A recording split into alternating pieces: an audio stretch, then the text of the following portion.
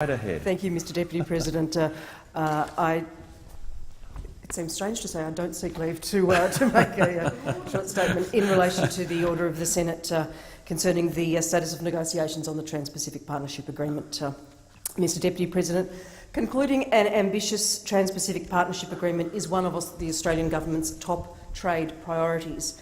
As a region-wide free trade agreement, the TPP is an opportunity to achieve new, commercially meaningful market access for Australian goods and services exports, to strengthen investment and further integrate the Australian economy into the fast-growing Asia-Pacific region. The Trans-Pacific Partnership Agreement will be unprecedented in its scale and level of ambition. There are 12 countries that are negotiating the TPP: Australia, Brunei, Chile, Canada, Japan, Mexico, Malaysia, New Zealand, Peru, Singapore, the United States and Vietnam. They represent almost 40% of the global economy, or around US $28 trillion. The TPP countries accounted for a third of Australia's total trade in 2012-13. The negotiations on the TPP are now at an advanced stage. TPP leaders met on the 10th of November 2014 in the margins of APEC. They welcomed the significant progress made in recent months and instructed ministers and negotiators to make concluding the TPP a top priority. TPP negotiators again met in New York from the 25th of January to the 1st of February 2015 and made important progress on a range of issues, including rules on trade in goods, intellectual property and state-owned enterprises.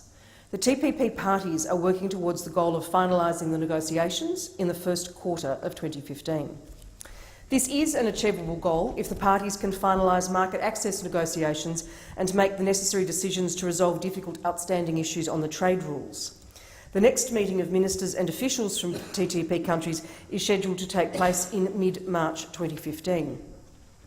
Mr Deputy President, Australia is working hard to conclude negotiations, but will not sacrifice a comprehensive, ambitious TPP outcome in order just to obtain a quick deal.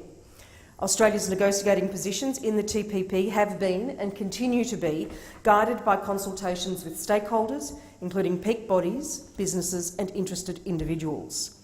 The Australian Government commenced public domestic consultations in late 2008 and will continue to take every available opportunity to consult with stakeholders. Mr Deputy President, in accordance with the Government's treaty-making process, once the TPP text is agreed by the negotiating parties, it will be tabled in Parliament for 20 joint sitting days to facilitate public consultations and scrutiny by the Joint Standing Committee on Treaties. This will be an opportunity for full public and parliamentary discussion of the TPP agreement prior to binding treaty action being taken.